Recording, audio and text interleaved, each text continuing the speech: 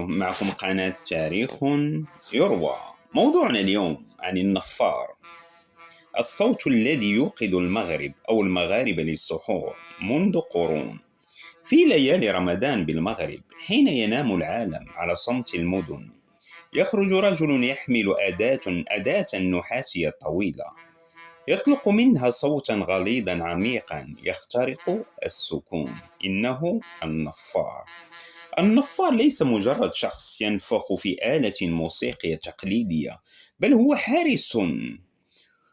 حارس وقت السحور وسفير الفجر في الأزقة القديمة.